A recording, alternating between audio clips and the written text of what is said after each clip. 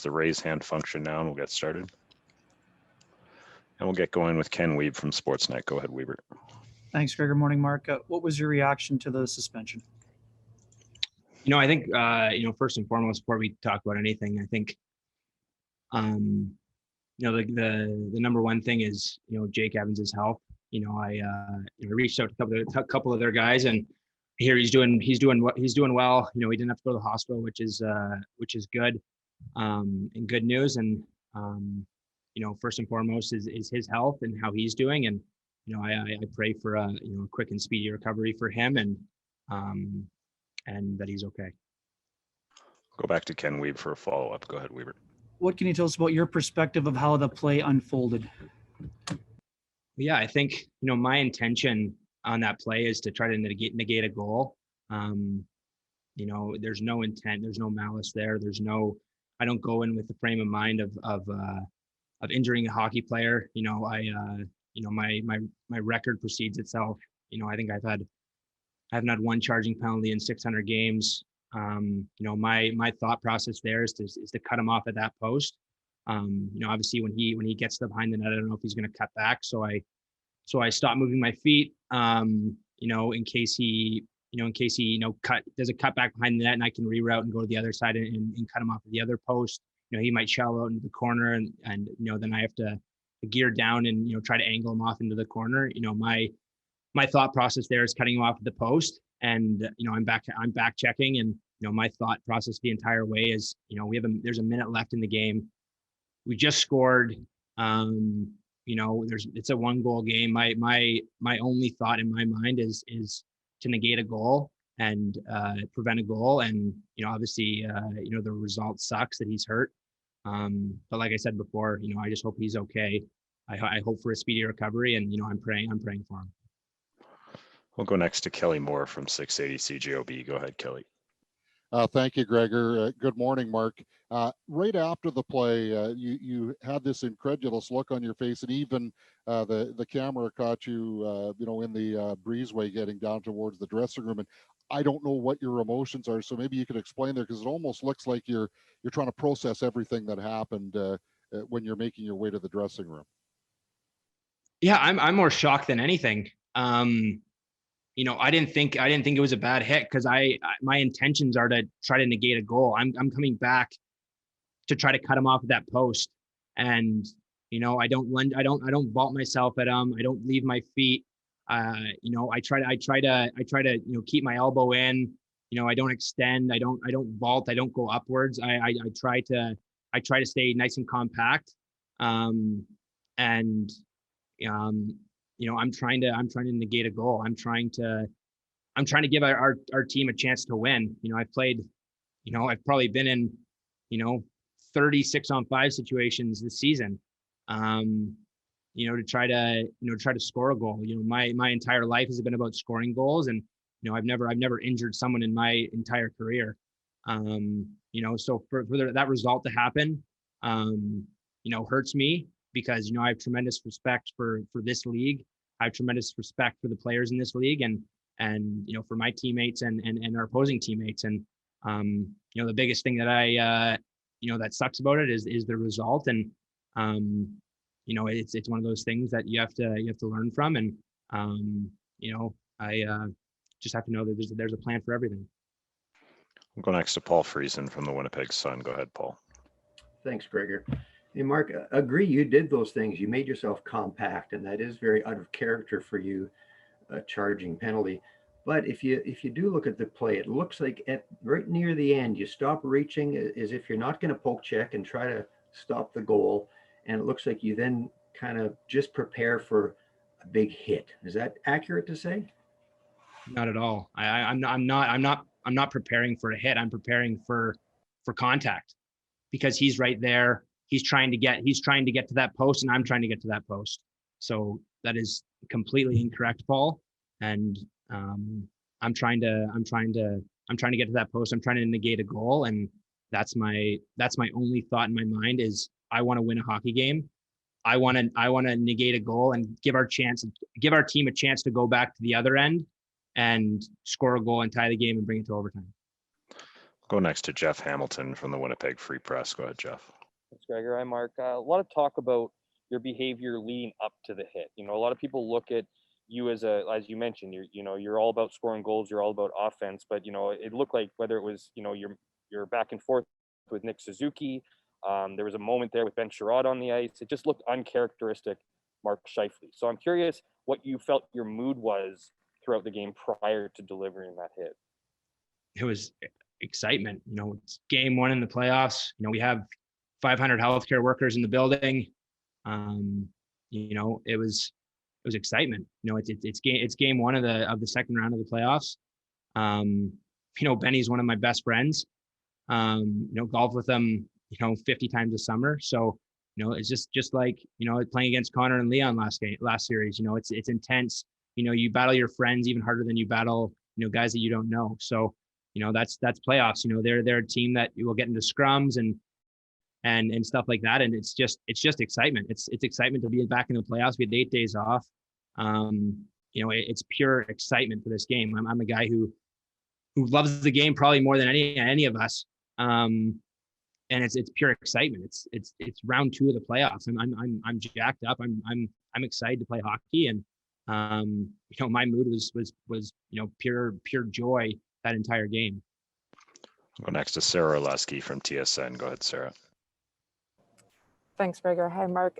Just wondering, going back to Ken's original question of what your reaction was when you were informed it would be 4 games. Yeah, I think it was pretty excessive. I wasn't expecting that. I was pretty shocked. But that's their decision. I think, another point I want to make is, I can accept the punishment. I can accept the accountability. That's what you sign up for, being in the NHL. But, the hate that my family has gotten, the bullying that they've gotten is completely unacceptable. Online phone calls, it's pretty gross to see. My parents are the salt of the earth, and for my parents to get hate like that and my brother and sister, it's awful. And I can handle it. I'm a grown man. I've accepted that, and I can be held accountable for that. But for my family to get that, it hurts me a lot. We'll go next to Sean Reynolds from Sportsnet. Go ahead, Sean. Hey, Mark. Clearly, it's an emotional situation, especially when it comes to those emotions directed towards you and your family. After the game, Brendan Gallagher spoke with Scott Oak. He said you guys know each other really well, and he'd said multiple times, that he felt that better than that and what you did in the game. I mean, it was clear that the Canadians were really upset, more than you would typically see a team on the ice. What are the emotions you go through when you hear someone that with that opinion about you and see kind of the anger that was directed towards you in that moment? Yeah, I had a good conversation with Gally. He's a close friend of mine. He knows the person I am. He's a guy that I have tremendous respect for. And we had a great conversation, and what was said is going to stay between us. But obviously to hear that, I know a lot of guys in their team, whether it's playing in things, I think a lot of the league knows the person I am and knows my heart. And I think the outreach from the entire league, from buddies, from guys I don't even know, that have reached out, being there for me is incredible. And I think at the end of the day is, I never want to be remembered for my, I read this in Tim Tebow's book, actually. You never want to be remembered for your accolades, awards, whatever it is. You want to be remembered for the impact that you have on people. And that's what I've always prided myself on. That's what my parents have always prided myself on. And I know the guys on their team know who I am. They know the person I am, and they know my intent. And for Gally to say those words, especially in the media, and even more importantly to me, means a tremendous amount. And I'm very thankful that there are such great guys in this hockey world that will reach out and know the person you are, and that means a lot to me. And just like I said before, I pride myself on being someone that respects the game and respects every single guy on the ice. And I hope people continue to think that of me. We'll go next to Scott Billick from the Sun. Go ahead, Scott. Thanks, Gregor, and hey, Mark. You touched briefly on the hate that your parents have been getting. I had heard that some phone calls had been made. There was also some other claims online about substance abuse and stuff like that. Are you gonna? I mean, we live in a day and age with how the internet is. It's anonymous and that. Are you surprised at all that these things are happening? I think I could care less of people saying things about me. I'm a big boy. I can handle it. I signed up for this. That's what you put yourself in this situation for. The media scrutiny, whatever that is, I can handle that. But to put my parents, my brother and sister, my loved ones through that is completely unacceptable. And in a society where you can hide behind your keyboard, you can hide behind that. That is the problem. I can handle it. I can handle the criticism. I got suspended 4 games. I got held accountable. But there's no right to go after my parents, to go after my loved ones. That's completely unacceptable. But that's our society nowadays. It's bad to say, but that's our society. And like I said, I can handle it. My uncle actually sent me a text this morning, and his mom would always tell him that you're a good person, and everyone that cares about you knows that. And the people who don't know you don't care what they ever think. So it made me smile this morning, because I know the people that care about me. I know the people that love me. I know what they think of me, and that's really all that matters. Just a few more from Mark. We'll go next to Ted Wyman from the Sun. Go ahead, Ted. Thank you, Gregor. Mark, you clearly did not agree with the 4-game suspension. Do you have an option to appeal, and will you do that? Yeah, I have the option to. I'm not going to. I don't want to be a distraction to this team.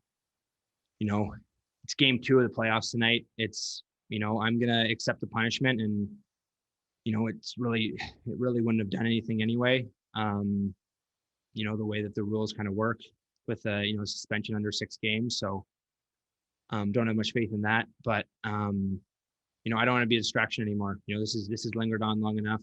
It's game 2 of the playoffs. The stakes are so high at this point. I just want to be there cheering on my teammates. It's a big game tonight. It's from this point on, it's all about the Winnipeg Jets. It's not about me. It's not about anything like that. It's about the Winnipeg Jets and the guys in that room that are going to be battling for our team. And that's about it. I'll go next to Greg Wyshynski from ESPN. Go ahead, Greg.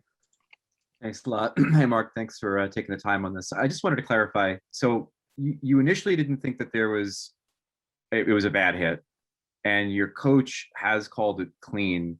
And I was wondering, do you feel that the length of the suspension, which is considerable, I mean, it's 4 playoff games, was more for the result than the incident itself? Yeah, I like I said before, the result is what sucks. Having a guy hurt is what no one wants in this league. No one wants in this world. No one ever wants to see anyone hurt or injured. And obviously the league made it their decision. I don't agree with it. That's my opinion. That's what was going through my mind. No one knows what was going through my mind except for myself.